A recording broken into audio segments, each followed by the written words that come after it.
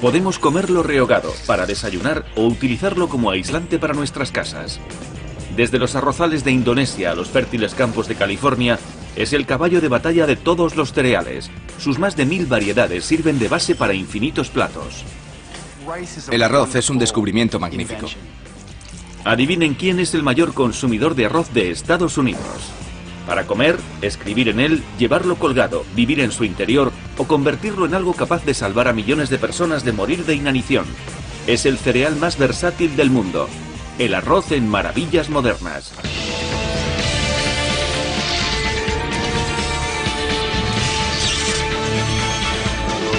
Maravillas Modernas. Arroz. El arroz es el alimento básico del mundo. Del arroz se obtiene el mayor aporte calórico que puede obtenerse de cualquier alimento. Existen más de 80.000 variedades de arroz. Este es arroz moreno o integral. Se caracteriza por un grano pequeño y bulboso. Este es un arroz muy popular, el arroz blanco de grano medio. Es blanco porque no tiene vaina. El arroz negro tailandés tiene una capa exterior y en su interior es tierno y crujiente. Explota en los dientes. Un restaurante especializado en arroz en Nueva York muestra en su escaparate la diversidad de este sorprendente cereal. Su menú internacional le rinde homenaje, arroces del mundo al alcance de todos. Alitas de pollo sazonadas a la jamaicana.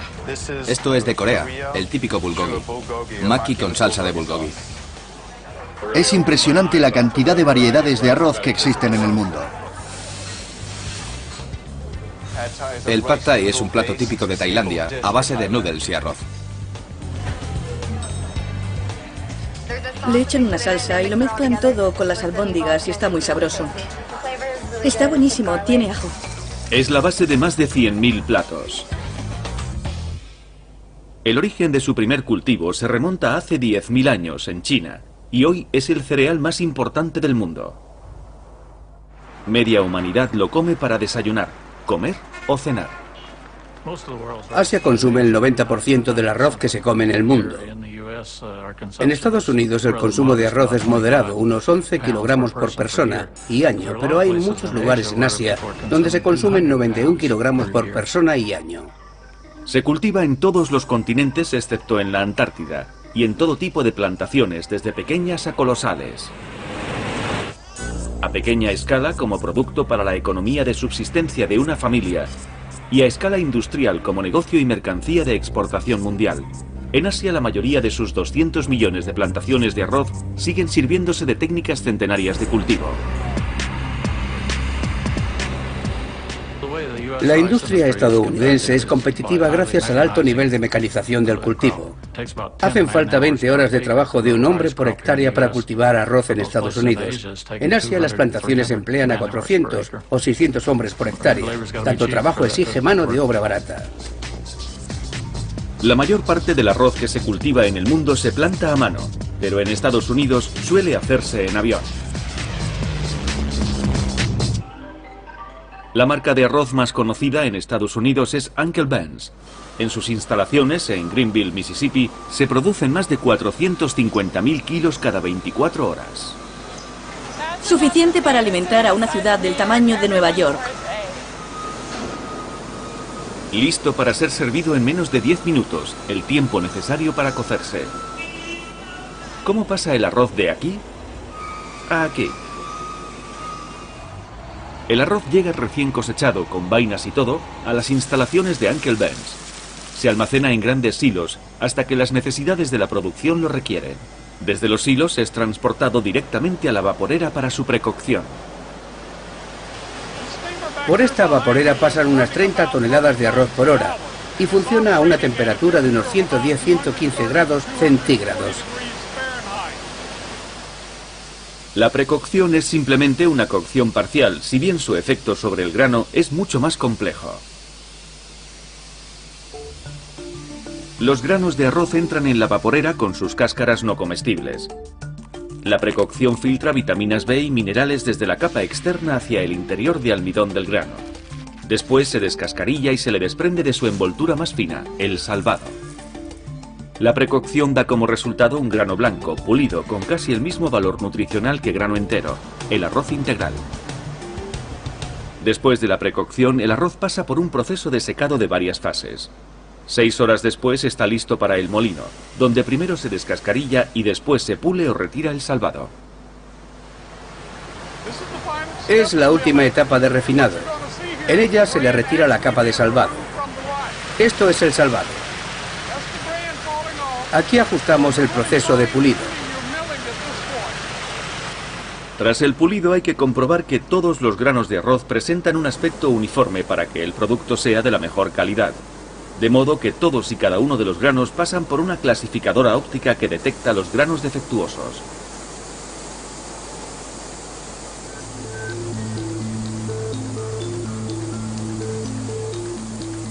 Cada grano pasa por el objetivo de una cámara.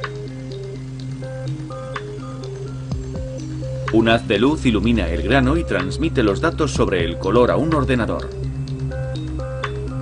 Cualquier desviación de la norma desencadena una acción inmediata. Un chorro de aire separa el grano defectuoso del resto. Todo sucede en una fracción de segundo.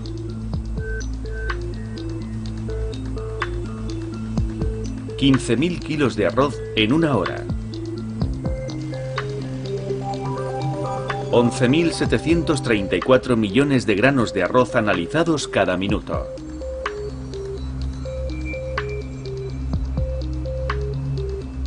Pero el control de calidad también necesita supervisión. Kenny Winters es el encargado de examinar las muestras que le llegan desde la clasificadora. Si le doy el visto bueno, es que el arroz está listo para el consumo. Soy el último que ve el arroz crudo antes de que pase a sus platos. Si Kenny observa demasiados granos que no dan la talla, ajusta la sensibilidad de la clasificadora de manera que más granos defectuosos sean retirados del flujo. El resultado final debe tener este aspecto, no este.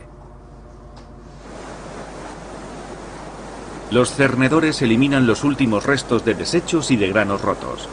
A continuación, el arroz pasa al depósito de producto terminado a la espera del siguiente paso.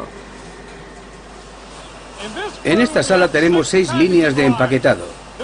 Esta de aquí en particular embala el arroz para precocinados. Hoy es arroz integral.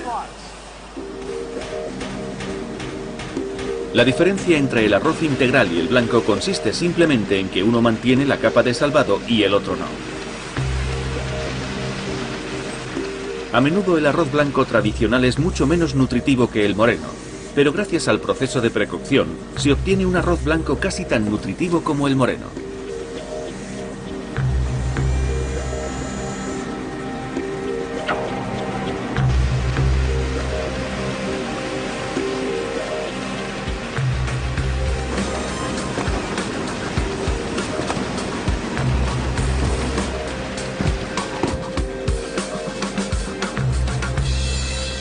Antes de que el producto terminado pase a los palés de transporte, la producción tiene que satisfacer los paladares del equipo de degustación. No muy salado. Buen nivel de humedad. Nosotros garantizamos que sabe bien. Muy bueno. Así es como alcanzan la perfección constante.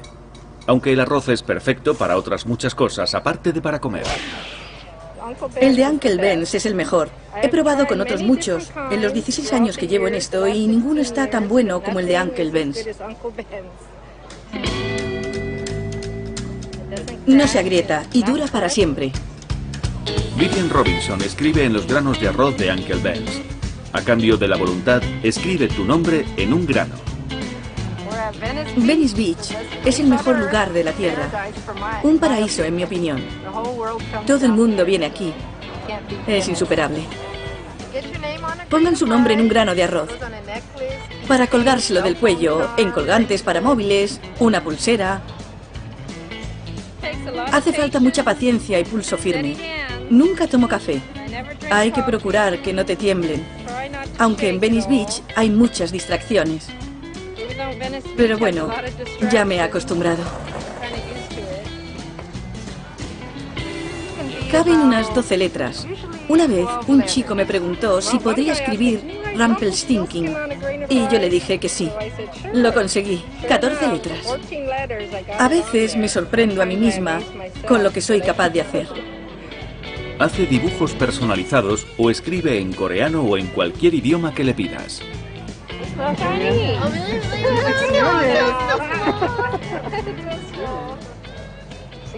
Hace 16 años estuve de vacaciones en Portugal y conocí a un chico indio que se dedicaba a esto. Me pareció increíble. Él me animó a hacerlo aquí. Me dijo que a la gente le encantaría y bueno, aunque era algo raro, me dije, voy a probar. Y aquí estoy, 16 años después. Introduce los granos en tubitos de cristal, los llena de aceite para conservar el grano y para conseguir el efecto lupa. Ahora lo cerramos bien y le ponemos un cordón. Así se escribe en granos de arroz. El arroz es un centenario amuleto de buena suerte y no es difícil comprender por qué. El arroz es un cereal, como el maíz y el trigo, pero más importante que eso, sirve para alimentar a más personas. El origen de su cultivo se remonta a hace 10.000 años, en las orillas del río Yangtze. Desde entonces los humanos hemos creado más de 80.000 variedades y hemos extendido su cultivo por todo el mundo. Si se empapa en vinagre, los japoneses lo llaman sushi. El sushi tiene 1700 años de antigüedad, pero al principio no se parecía nada a esto. El arroz era simplemente un conservante. El pescado crudo se cubría de arroz y el grano fermentado conservaba el pescado durante meses. Luego el grano se desechaba. Hoy, el sushi ha adquirido gran popularidad en Estados Unidos. Prácticamente todo el arroz para sushi de Estados Unidos se cultiva en California. En esta plantación de 1.200 hectáreas en el Valle de Sacramento es donde se cultiva arroz para sushi de calidad premium. La parte que nos comemos es la semilla, el corazón de almidón blanco. Si el grano conserva la capa marrón de salvado rica en nutrientes, entonces se llama arroz integral y está cubierto por una capa exterior más dura. Este arroz aún no está listo para la siega, pero no tardará mucho en estarlo. Es hora de preparar el campo. El arroz se cultiva en varios centímetros de agua estancada, lo cual lo hace más duro para los agricultores. Así que lo primero que hay que hacer es drenar la tierra. Para ello es imprescindible contar con una maquinaria esencial, la zanjadora. Necesitamos un mayor drenaje porque, de lo contrario, nos llevaría mucho tiempo esperar a que el campo drenara solo. Las afiladas ruedas de la zanjadora tienen una misión muy importante que cumplir. Cortarán la maleza que retiene el agua en el terreno.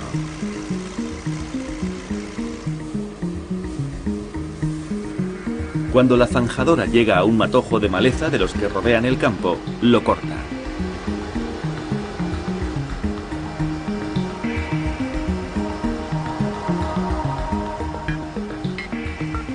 Las ruedas hacen un corte profundo que permite evacuar el agua. Desde que se plantaron las semillas, este terreno ha estado anegado por 10 o 15 centímetros de agua. Puede parecer mucho, pero el 40% de ella vuelve al sistema a través del agua de la superficie o del subsuelo.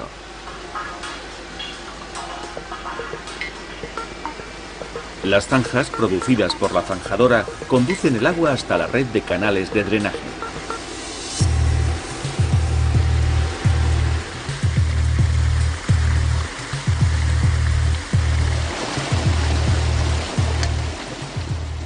Se drena, se convierte en fango y al final se seca lo suficiente para que el recolector pueda realizar su trabajo. Una vez sin agua, el arroz es más vulnerable, pero ahora solo se puede esperar que todo salga bien. El más mínimo empeoramiento del tiempo puede dar al traste con todo. Así que estamos deseando terminar, deseando ver el arroz cortado y guardado en la planta de secado y almacenado, antes de que unos días de mal tiempo lo estropeen. En 30 días el arroz estará seco. La recolección debe ser rápida. El arroz tiene 5 meses ya y está en su punto de madurez. Los recolectores están listos para empezar. De 5 en 5 recogen las 60 hectáreas de este campo. Si el día se da bien, puedo cortar unas 10 o 12 hectáreas.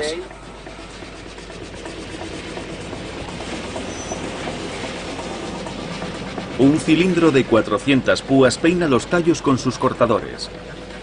Esta variedad tiene que cortarse cerca del suelo, lo cual hace más delicada la tarea de los operarios. Es difícil recolectar.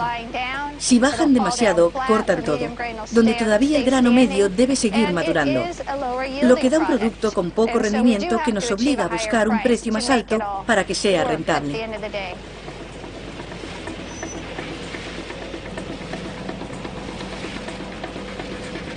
Las plantas van a parar a una cinta transportadora que las conduce hasta el interior de la cosechadora.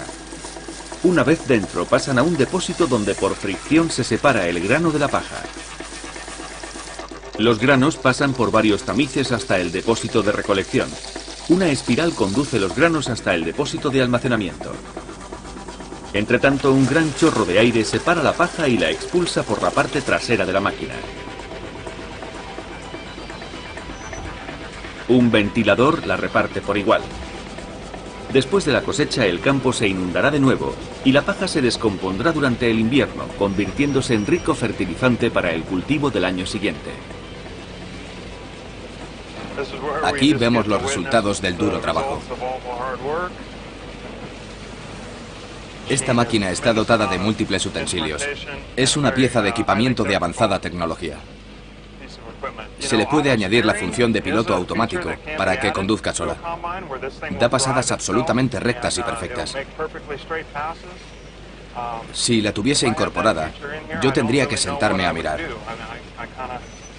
La verdad es que disfruto conduciendo esta máquina y espero que no le añadan esa función nunca.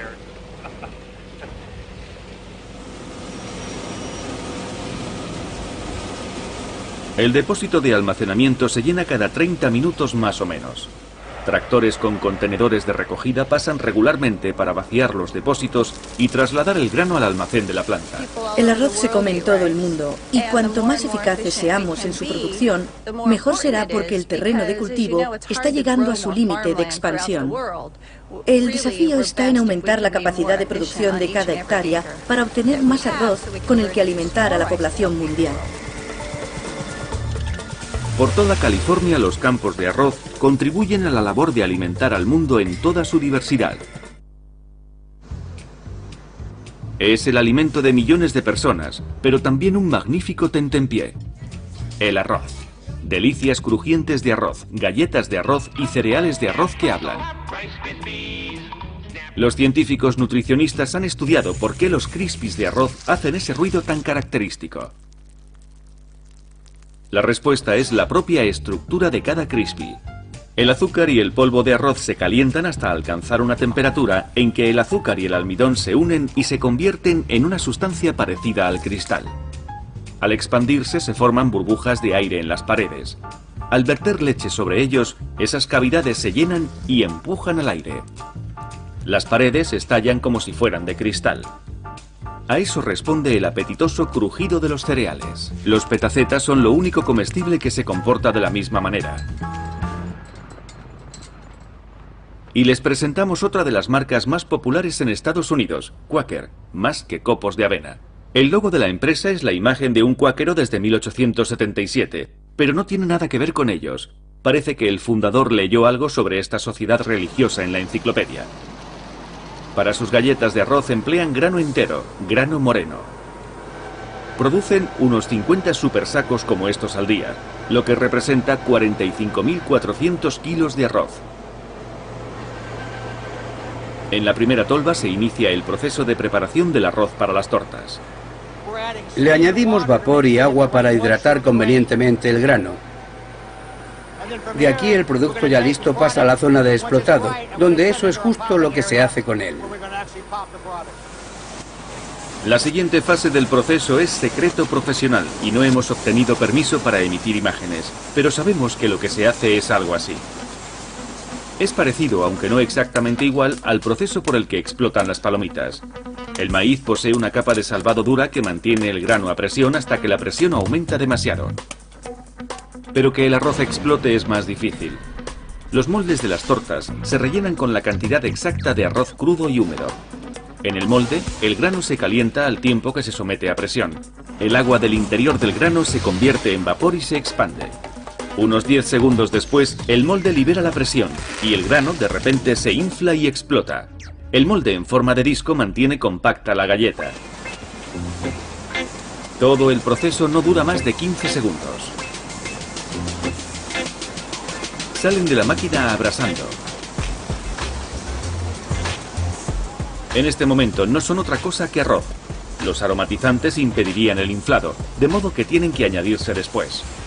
Hacemos unas 2000 galletas de arroz por minuto, unos 3 millones al día.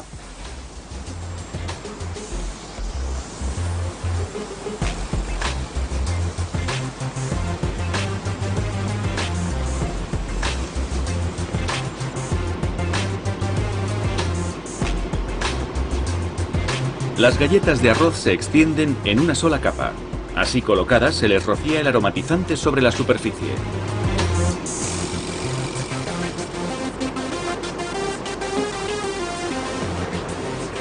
Luego se hornean para deshidratarlas de nuevo y darles su característica textura.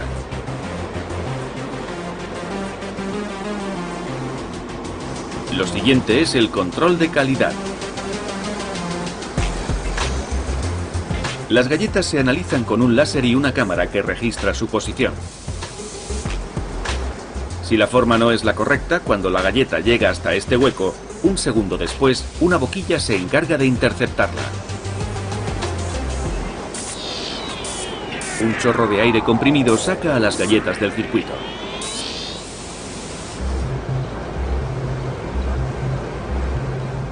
Puede que las galletas de arroz sean un tentempié de reciente aparición, pero hunden sus raíces en tiempos remotos. Todas las culturas que se alimentan tradicionalmente de arroz tienen algo llamado torta de arroz, el idli indio, el filipino puto, el mochi japonés, el ketupat indonesio, el niangao chino. Todos estos son solo algunos ejemplos. Para los 3.000 millones de personas que comen arroz 3 veces al día, una torta de arroz es el alimento más normal. Las galletas de arroz de Quaker se fabrican con grano entero y moreno, es decir, con su capa de salvado intacta. Pero en Estados Unidos, la mayor parte del mercado del arroz es de arroz blanco. Casi cualquier variedad de arroz puede molerse para conseguir arroz blanco.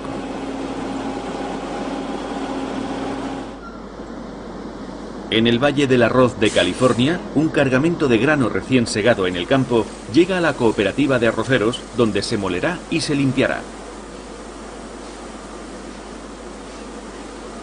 La mayor parte llega en bruto, la semilla entera, cubierta aún con la cáscara no comestible. El arroz pasa del camión al contenedor y de ahí al almacén. Antes de cargarlo en los silos, pasa por un proceso de limpiado, en el que se separa el grano de la paja y de otros residuos. La parte final del proceso de limpiado consiste en separar las piedrecitas. Para ello, el arroz pasa por la despedradora y luego por un lecho fluidizado. En el lecho fluidizado, un chorro de aire separa el arroz de las piedras que salen por detrás. Las plantaciones de California producen más de 1.800 millones de kilos de arroz al año, y casi una cuarta parte de ellos proceden de aquí. Es muchísimo arroz. Si contamos con la capacidad de las dos moliendas, tenemos la instalación de procesado más grande de Estados Unidos. Cintas transportadoras en espiral transportan el arroz a través de tubos hasta la siguiente, la descortezadora. En ella se elimina la cáscara no comestible gracias a unos cilindros giratorios. El arroz cae entre los rodillos de caucho y la cáscara se separa. Las cáscaras reciben luego todo tipo de usos, como material de aislamiento, fuente de combustible e incluso relleno para almohadas. La mayoría de los consumidores estadounidenses prefieren arroz blanco, de modo que lo siguiente es la molienda. En ella se procesan 120 toneladas de arroz al día, la carga de 48 camiones. Llenamos prácticamente un silo al día. El siguiente paso, el empaquetado, desde bolsas de 1 kilo a vagones de tren.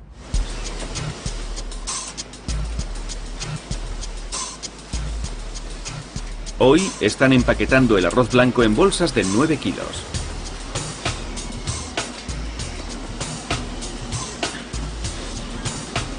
El arroz blanco se conserva más tiempo que el integral. pero ha perdido la mayoría de los nutrientes con la capa de salvado. Si el consumidor quiere un arroz enriquecido con vitamina B y hierro, la molienda puede producirlo también. Se trata de rociar la superficie del arroz con ello. Por eso es por lo que se aconseja no lavar el arroz blanco, el agua se lleva los nutrientes.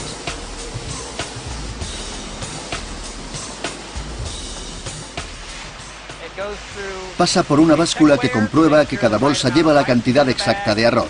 Pasan por un detector de metales para asegurarnos de que están libres de contaminantes metálicos y por último al palé.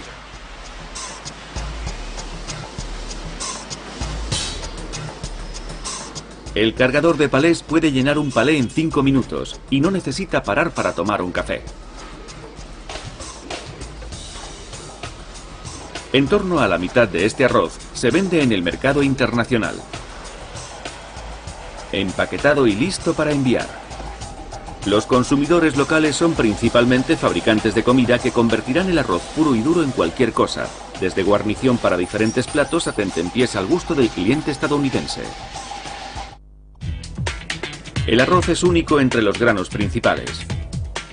En su mayor parte se consume cocinado, pero también molido en forma de harina, e incluso fermentado en forma de alcohol, como el sake. La palabra sake es japonesa, aunque se pronuncia bien en algunos idiomas como el español. Hay que arrastrarla un poco para pronunciarla, de modo que cuanto más se bebe, mejor se pronuncia. De hecho, la palabra designa cualquier bebida alcohólica, y a lo que nosotros llamamos sake, los japoneses lo llaman nihonshu. Pero independientemente de cómo lo llamemos, se trata de un antiguo brebaje con una proyección moderna. Botinkem abrió la primera tienda de Estados Unidos dedicada exclusivamente al sake. Le encanta el sake, aunque al principio no sabía demasiado de él. Según fui profundizando en el conocimiento del sake, tuve que ir desprendiéndome de todos los prejuicios que existen sobre él. Pensaba que era una bebida destilada, no lo es. Pensaba que había que beberlo caliente, pero no es verdad. Pensaba que había que beberlo en copita pequeña y no es cierto. Pensaba que había que beberlo de un trago, tampoco es verdad. Pensaba que solo se consumía acompañando al sushi, otro error. Hay múltiples ideas preconcebidas que todos tenemos, no creo que fuese yo el único. Su tienda vende más de 150 variedades de sake, una de ellas con oro incluso. Los precios son igual de variados, desde 6 hasta $150 la botella. Es una bebida milenaria anclada en la tradición, pero los fabricantes de sake apuntan ahora hacia el público más joven. Este sake no es el de nuestros abuelos. Sakes con burbujas, sakes con sabor a frutas, sakes sin filtrar, sakes con bajo contenido alcohólico. El sake ha recorrido un largo camino. Se fabrica en Japón desde hace más de 1800 años y en esencia es sencillo. Si cogemos arroz vaporizado, nos lo metemos en la boca, lo masticamos y lo escupimos en un cubo, las enzimas de la boca producen la ruptura de la molécula de almidón de cadena larga y la transforman en glucosa. Si dejas al aire ese escupitajo, la levadura del aire se propaga y aquello se convierte en una bebida fermentada. Los primeros fabricantes de sake serían seguramente los agricultores arroceros, pero la producción no tardó en trasladarse a los monasterios sintoístas. Los monjes eran quienes controlaban el suministro de agua. Desde entonces el sake ha estado muy unido a la religión y al ritual. Normalmente los fabricantes de sake son gente feliz, lo que no es de extrañar. Bienvenidos a Sake One. Esta es la única fábrica de sake de Estados Unidos, o como nosotros la llamamos, cura. Somos los únicos estadounidenses que hemos alcanzado este grado de perfeccionamiento en la fermentación del sake. El objetivo es conseguir la excelencia en la elaboración del sake. Abrimos la fábrica aquí en Forest Grove, Oregón, porque el agua procede directamente de las montañas. Es más fácil abastecerse de agua aquí que tener que transportarla. El agua es esencial para conseguir los bajos niveles de hierro y magnesio que fomentan la fermentación.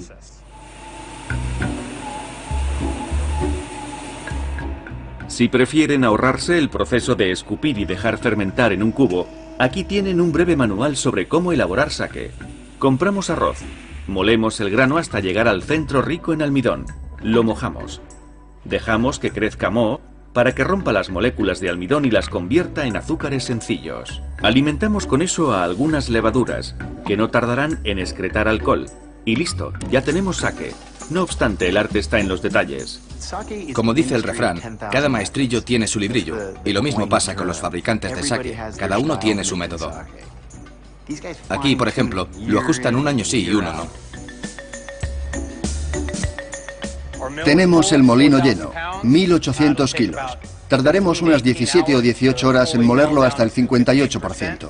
La cantidad de salvado que se pule de la capa que cubre el grano es uno de los principales factores que inciden en la calidad del saque final. Este es el arroz original después de 18 horas y molido al 90%.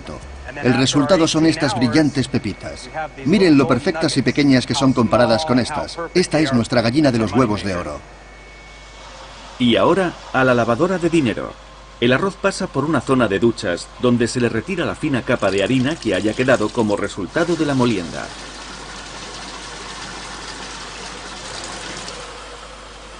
Un tubo aspersor lo transporta hasta una enorme bañera. El agua se drena. Y el arroz va hacia abajo.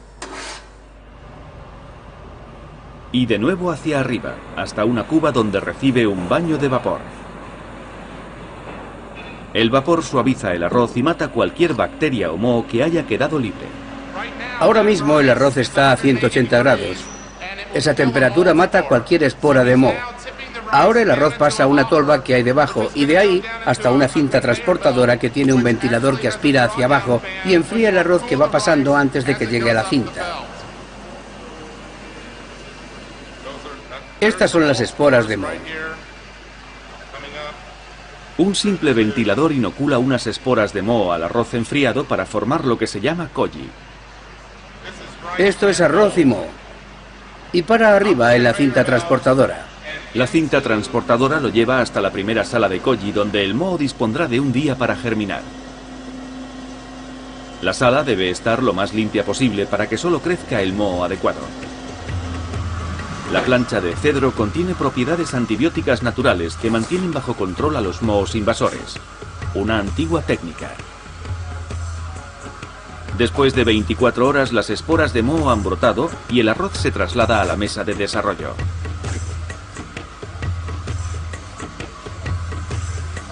El moho de koji convierte el arroz en alimento para las levaduras.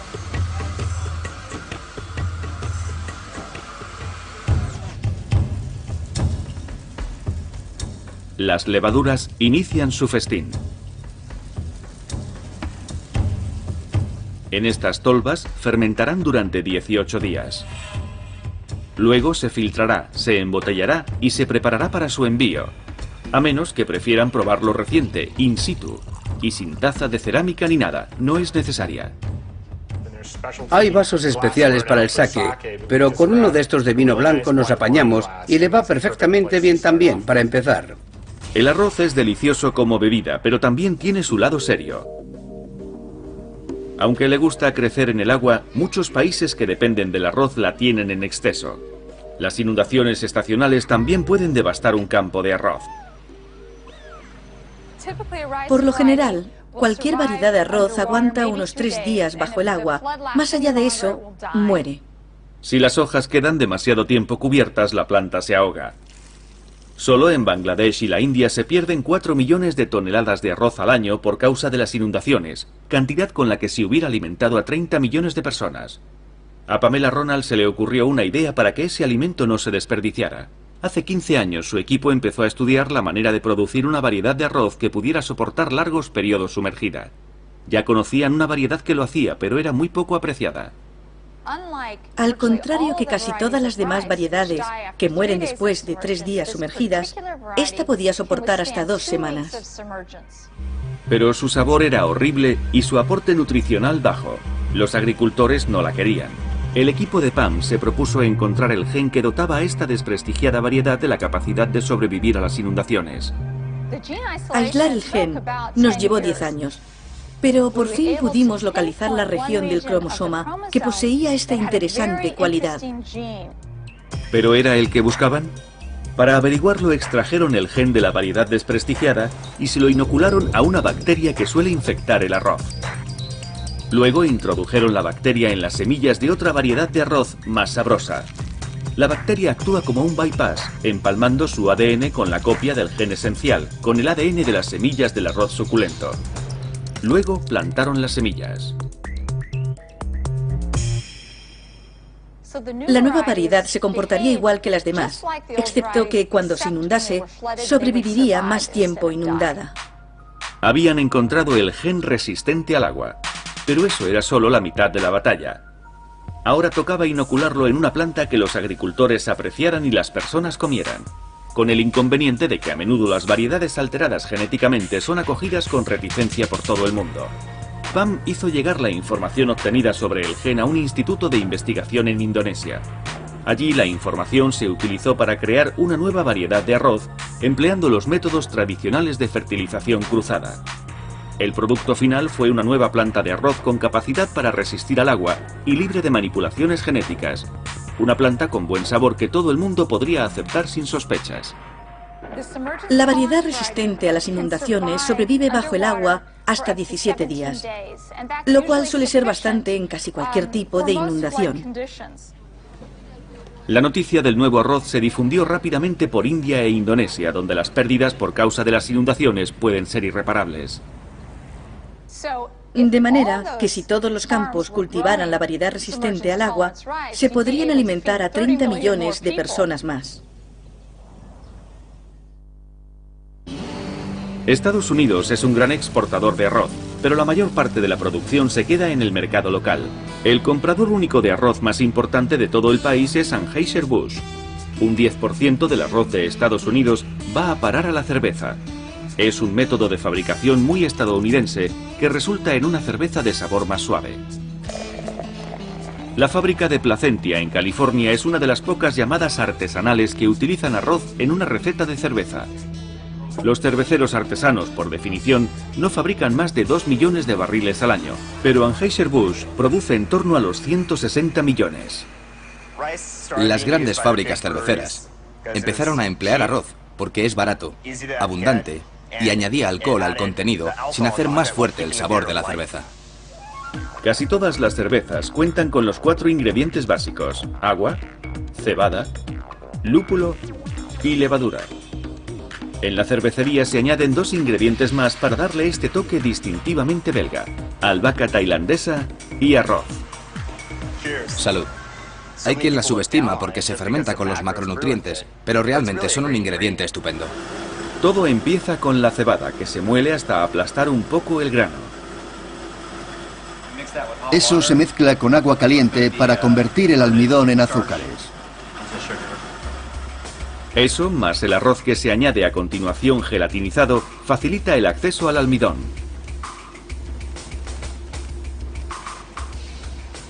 Ahora añadimos más almidón a la mezcla, para que las propias enzimas del puré puedan transformarse en azúcar, lo que aumentará los grados de alcohol de la cerveza. Los 2 granos se maceran juntos en una enorme tolva de agua caliente.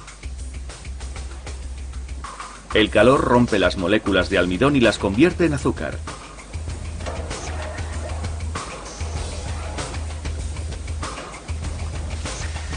Después un nuevo aclarador. Lo que sucede aquí se llama aspersión y se trata básicamente de aclarar el grano con agua caliente para extraerle todo el azúcar posible. El líquido resultante ya parece cerveza. Aquí veis el compuesto con el que vamos a trabajar. Es solo agua dulce. Agua azucarada por el grano. Se llama mosto. Aún no contiene alcohol, pero el azúcar que contiene terminará transformándose en alcohol cuando la levadura la consuma en el fermentador. Cuanto más clara, mejor. Y está muy clara, sin falsa modestia. La cebada y el arroz han hecho su trabajo. En este momento del proceso, se trata de eliminar los restos de grano. Es el grano que ya hemos utilizado y al que le hemos extraído todo el azúcar posible, pero aún le queda algo, de un 10 a un 30% según el grano que sea. Tenemos un ganadero que se lo lleva gratis para alimentar a sus reses. No pagamos a un servicio de reciclado y él no paga la comida de los animales. El agua dulce o mosto se pasa a otro caldero para seguir cociéndose. Todavía tiene algún resto sólido, pero aún va a tener más, porque ahora se le añade la albahaca tailandesa y el lúpulo. Ahora lo trasladamos a la centrifugadora donde se separarán los sólidos de los líquidos antes de pasar el líquido al fermentador. La fermentación llevará unas 2 semanas. El grano nadará contracorriente. La fermentación del arroz produce una cerveza estilo belga con un toque asiático. El empleo del arroz da sabores a coco, tropicales, quizás con sabor a piña. Trato de no tener prejuicios respecto a ningún tipo de ingredientes. Casi todo puede producir una cerveza con buen sabor, siempre y cuando tenga capacidad de fermentar. Habrán comprobado que efectivamente el arroz es uno de los granos más versátiles, y el grano es solo una pequeña parte de la planta. ¿Pero qué es del resto? ¿De la paja? Pues para empezar, se pueden construir una robusta casa con ella, y no hablamos de la de los 3 cerditos. Sí, nos hacen esos chistes con el lobo y que a ver si nos va a soplar y nos va a derribar la casa. Otros nos preguntan cómo es posible. Bruce y Robin Rominger se construyeron una casa de arroz casi entera con sus propias manos. Esto es una bala de paja. Se producen a solo 11 kilómetros de aquí, en los campos de arroz de California.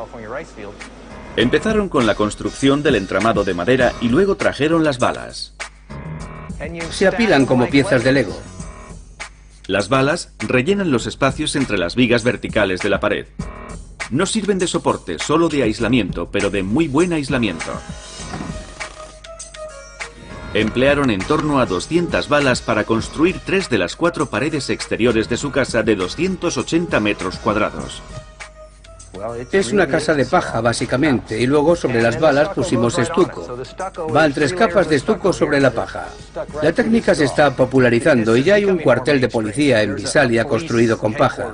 En California también hay algunos colegios levantados así. Es un material de construcción muy práctico. Eso de que solo los hippies construyen así es un prejuicio. Nosotros nos hemos cortado el pelo antes de que llegarais.